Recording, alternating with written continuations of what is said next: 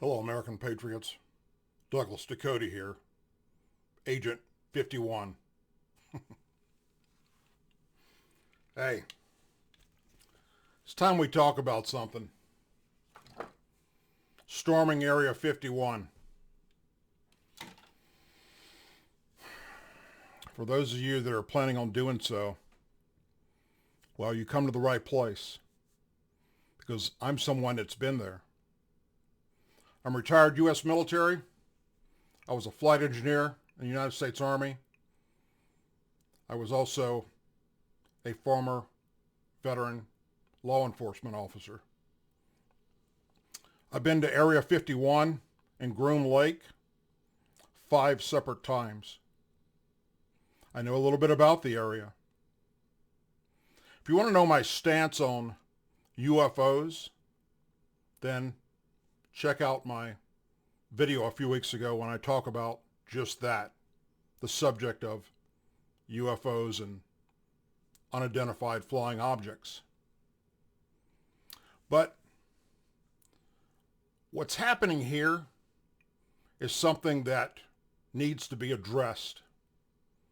Some of you are thinking, Doug, what are you talking about? You done lost your mind. What's this had to do with anything? Well, it's got a lot to do with a lot of things, because it directly affects our government. Now, a few weeks ago,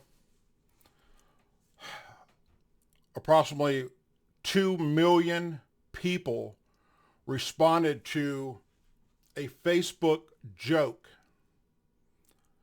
that they wanted to get 2 million or more people together to go storm into Area 51. 1,400,000 of those said they were interested in the event, and the event is scheduled for September 20th of 2019. It's billed as Storm Area 51, They Can't Stop All of Us, an attempt to see the aliens. Still, some of you that watch my videos on a regular basis are going, Doug, what are you talking about? What's Area 51? Well, for those of us that have a vivid imagination and have been around aviation most of their life, as I have, especially military aviation, Area 51 is a place where those that are unfamiliar with military operations believe that it is an area where reversed engineering has taken place on alien spacecraft from another planet or other planets. And that's why it is so classified and top secret, and the government doesn't ever want to talk about it, and it's out in the middle of nowhere. And for those of you or those of us that have been able to be around the area throughout the years, have seen things that defy all that we know about aerodynamics. Seen things flying that look like they come from someplace else besides Earth. So allow me to explain this to you just a little bit. Area 51 is located in Lincoln County, Nevada, which is pretty sparse. There's a lot of rattlesnakes out there and rabbits, and that's about it. It's very hot in the summertime. It's very cold in the wintertime. If you ever get stranded out there, you better hope you brought along a lot of water. Area 51 actually has a name. The entire Area 51 name, nobody really even knows where that came from or who started it. There are different theories out there, but there's no factual information as to where Area 51, the name, actually started. The name of that area It's got two names. One is Groom Lake, which is a dry lake bed, and the other is Homey Airport. And for aviators on your aviation map, it's KXTA. Homey, Homey. What is the purpose of this area? And for this video, we'll call it Area 51 instead of Homey Airport. The purpose is it's the Nevada test location for approximately 8,000 nuclear weapons, nuclear explosions that were performed by the United States Department of Energy and the United States Air Force.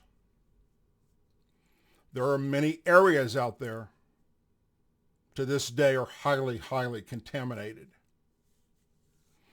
Number two, it is the flight testing of all new, top secret and classified aircraft. When a company builds an aircraft for the military, when they first come out, most of them, not all, but most today, are classified. In other words, we don't want other governments to know what we have. The stealth technology, for instance. Excuse me. Areas of Groom Lake are also used today as a bombing range for the United States Air Force, where they conduct training for their bombers. It is the area where the CIA flight tested the U-2 spy plane and the SR-71 spy plane.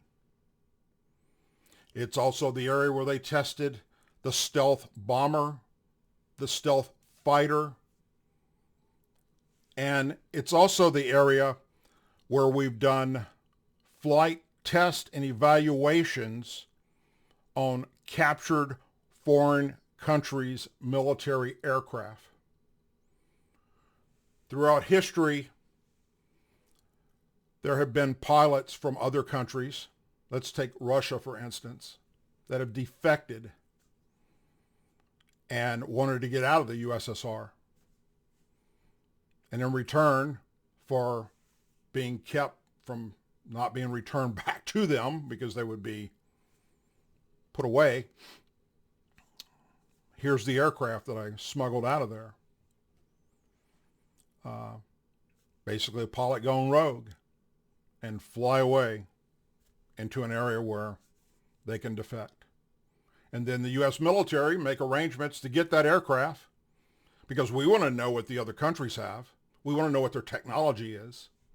And we reverse engineer those and test them to determine if our aircraft are superior or not to theirs, and what type of training our pilots need for these particular type aircraft.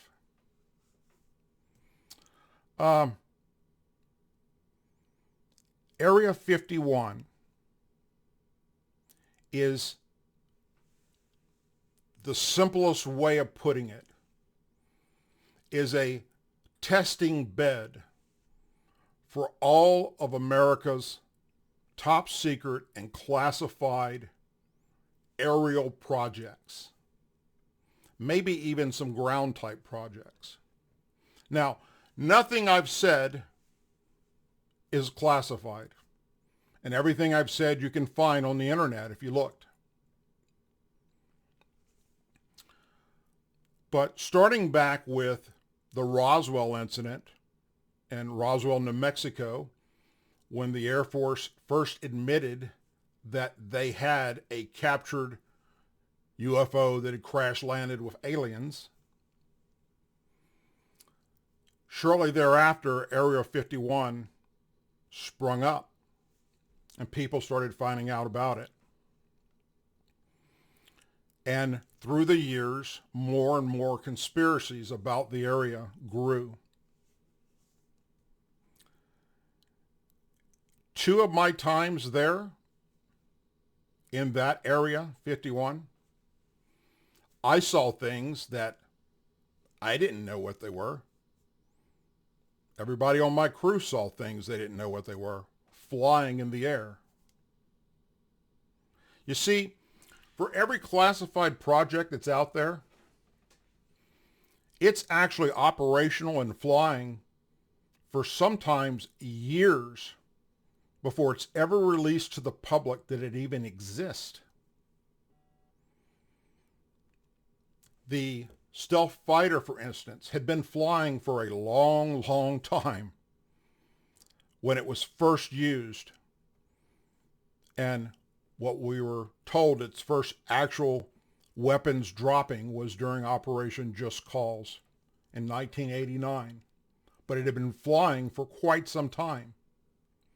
And when people would see this aircraft, they would immediately think it's some type of a aircraft from another planet because of its shape. Because we had nothing in the inventory that anyone knew about that looked like this. And the same thing with the stealth bomber. To the untrained eye, it's a pretty weird looking machine. And then if you go back and you look through the history of the Air Force and our working with the Canadian government, we actually built flying disc type aircraft. Some of them are in display today in museums. There's one up at Fort Eustis Museum. It's in the Transportation Museum there. If you saw it out in the middle of a field somewhere, you would go, that's from another planet. Looks just like what everybody calls a UFO. A lot of these were flight tested at Area 51. Now, did we get the technology for that from a crashed spacecraft from another planet? If we did, we sure didn't do a good job of figuring out how it works because the project went away.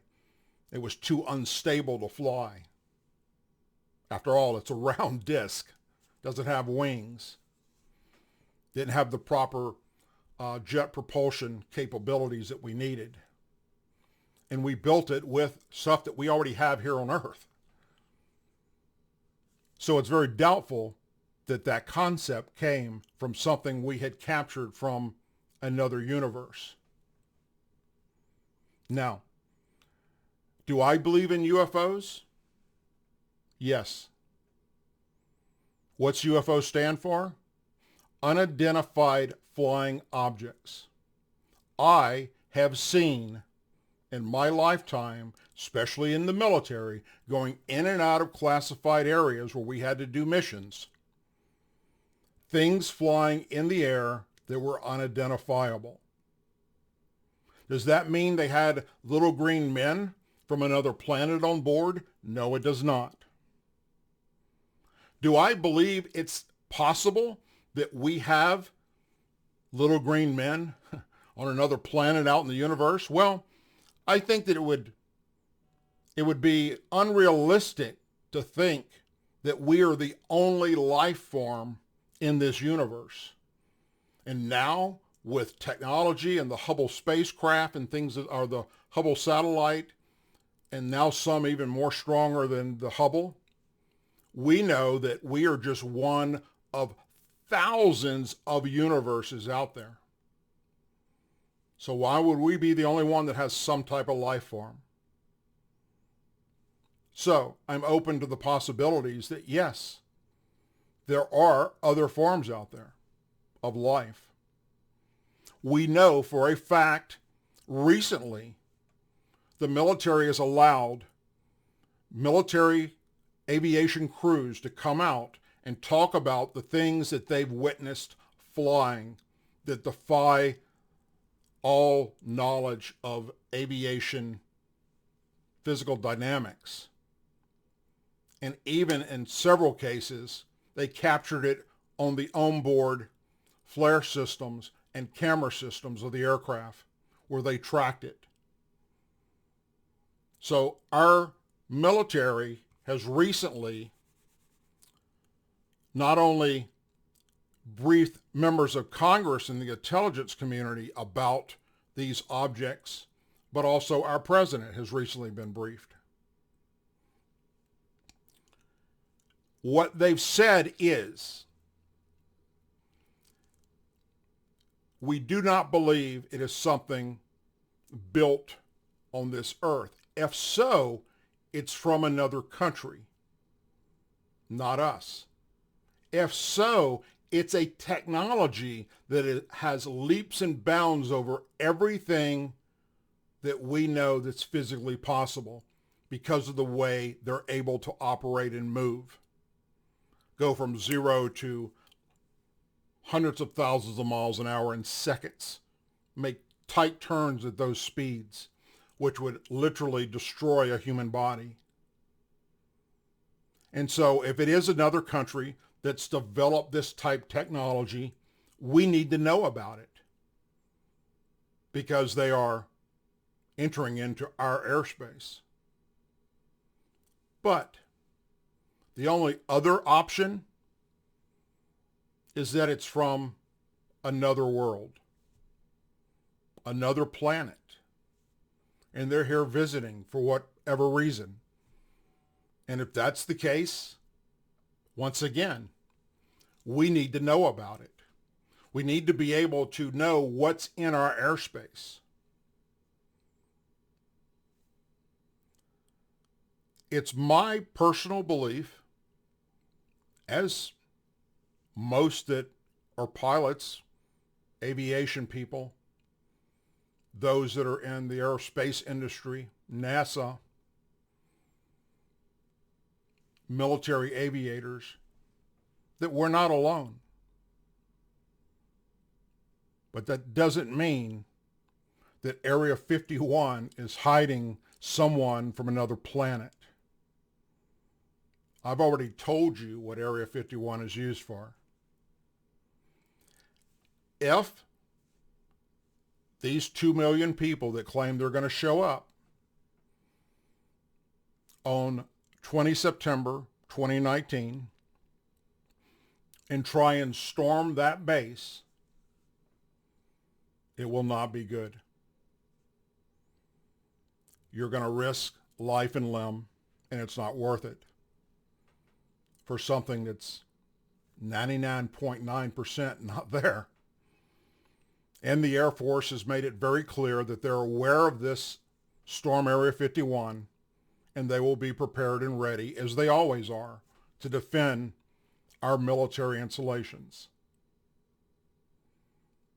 So it would probably be a great day to gather in that area, in the areas that are not off limits. Sell t-shirts, I stormed Area 51, souvenirs, books, things of that nature, for all those in the UFO community to get together and have a fun day. But to go on to an area that is you have to cross to get there, an active bombing range, and one that's been used for testing nuclear weapons that's highly radioactive, and there are ordnance still out there that were duds or did not explode, not to mention the rattlesnakes, you'd be pretty stupid to take that risk. So folks, storming Area 51, it's on you. I can't stop you. I can just tell you, as someone who's been there and someone who has knowledge of how our military operates in that area, don't go get yourself hurt. It's not worth it.